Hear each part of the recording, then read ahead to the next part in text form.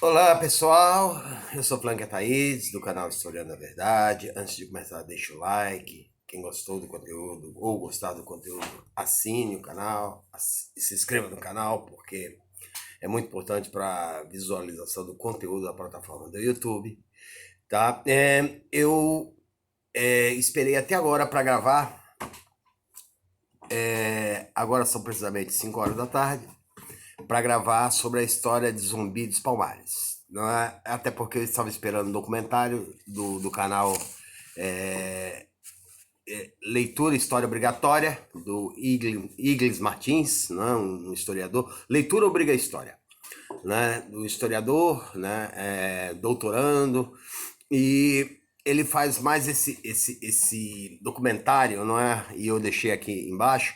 Eu aconselho a todos verem, que é um documentário que deixa definida, encerrada a discussão sobre a vida de Zumbi dos Palmares, que é baseada em doutores de história, né? E aí é aquele negócio, né? Ninguém entra num avião pilotado por médico que é formado em medicina, que não é formado em piloto.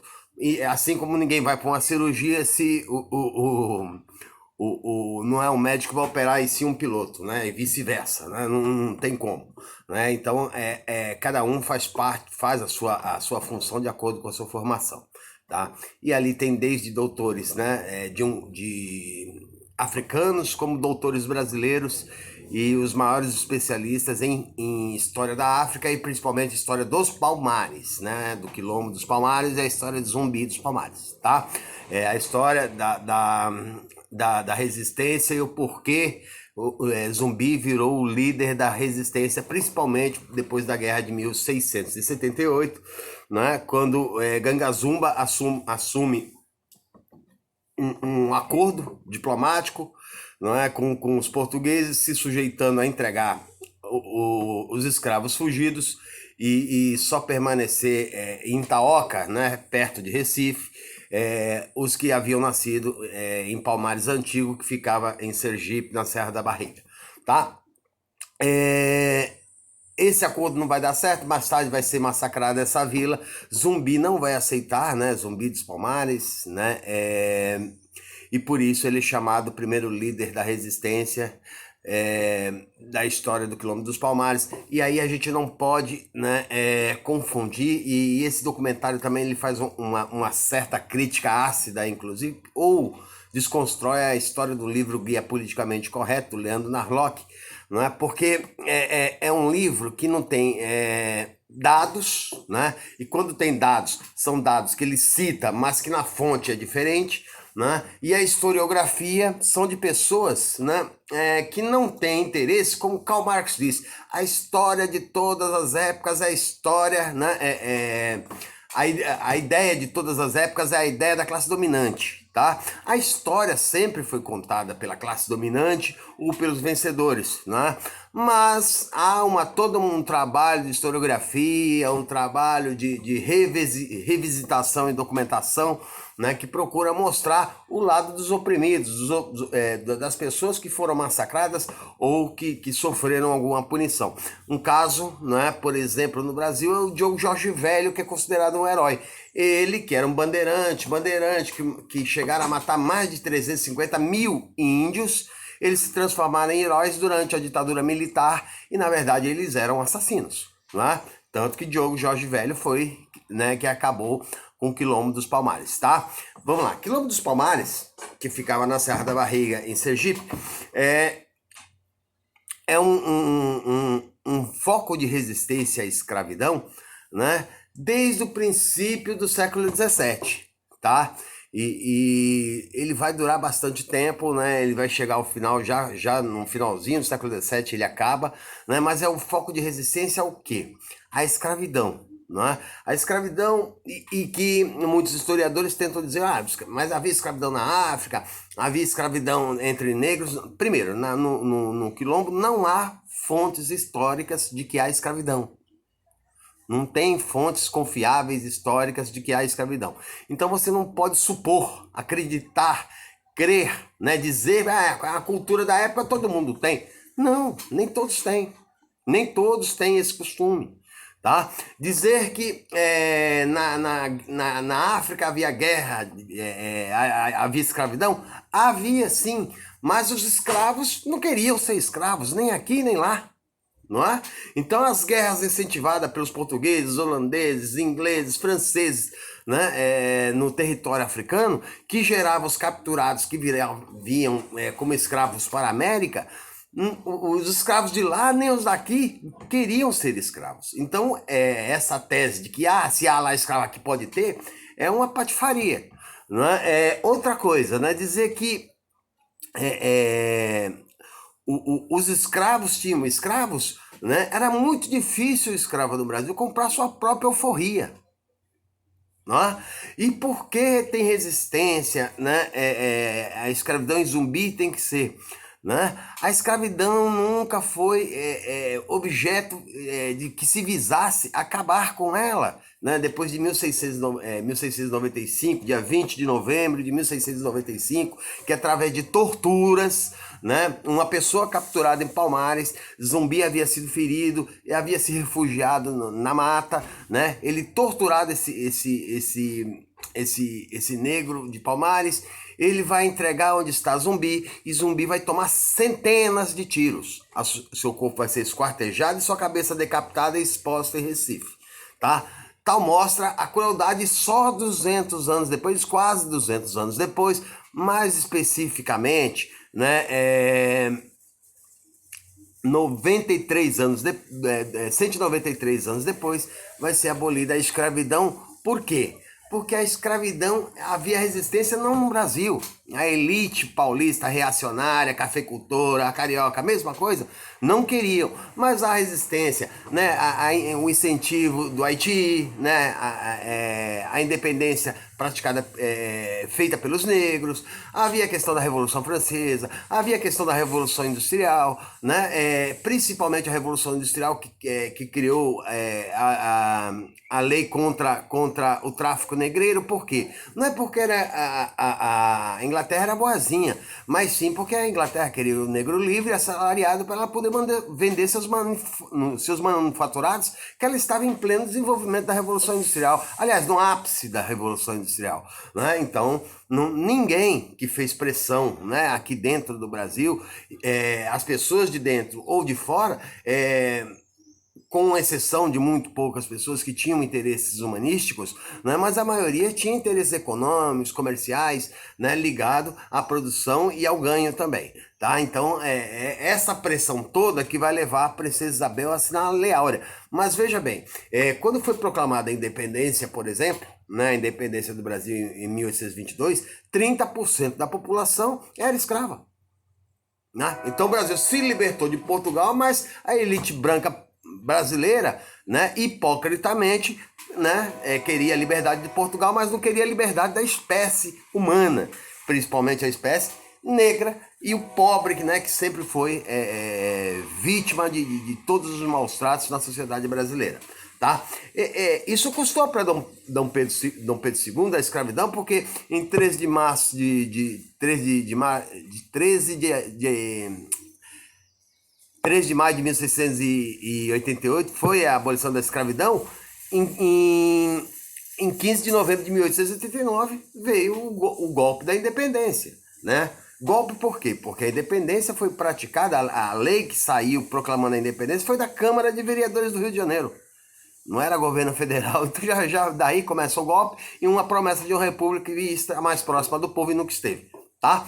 As fontes citadas por Leandro Nanoc, por exemplo, ele dizer que havia escravidão, não existe fonte nem historiográfica, nem fonte nos arquivos históricos. Tá? Dizer que Zumbi dos Palmares vivia na Idade Média é outra falsidade, porque a Idade Média ela acaba no século XIV, Zumbi viveu no século XVII. Né? Quase 300 anos depois. Então, ele vira um símbolo de resistência, né?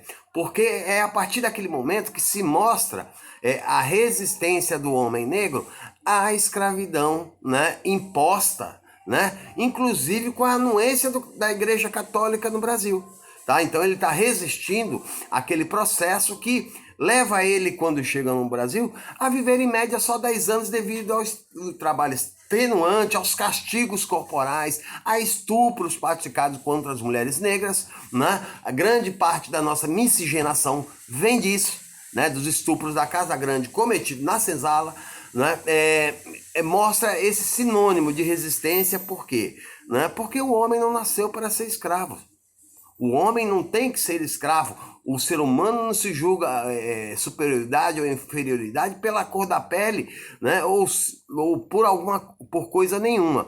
Né? A gente podemos diferenciar a espécie humana pelo caráter que tem, não pela cor da pele. Tá? Então, eu não preciso falar muito, porque o documentário que eu deixei aí para vocês, espero que assistam, né? Do Leitura Obrigatória, né? Que eu esperei, estou esperando há muito tempo, eu vejo esse canal há muito tempo, né? Porque a gente tem que ter respeito, porque tem mais conhecimento histórico do que nós, não é? Que teve mais tempo em sala de aula, às vezes, né? Eu esperei muito tempo para poder gravar, por quê? Porque em respeito, né, às pessoas que assistem o canal, escutam, assistem minhas gravações, né, era um documentário que eu queria ver primeiro. Eu vi, né, a consistência dele é muito grande, vários depoimentos muito bons, né, inclusive, né, sobre a desvinculação, né, da história contada pelas elites e a história reescrita pelos historiadores, tá? Que tenta desmistificar, né? Leandro Larnock, por exemplo, tenta desmistificar, como aquele Daniel Silveira, deputado, né, diz que negro é mais criminoso do que branco. Onde já se viu isso, né? Tudo isso tem uma questão da cultura da desigualdade social, né? Da visão da pele, né? Do entrar no gueto, um policial entra no gueto, ele vai ver negro, já é mais suspeito do que o branco.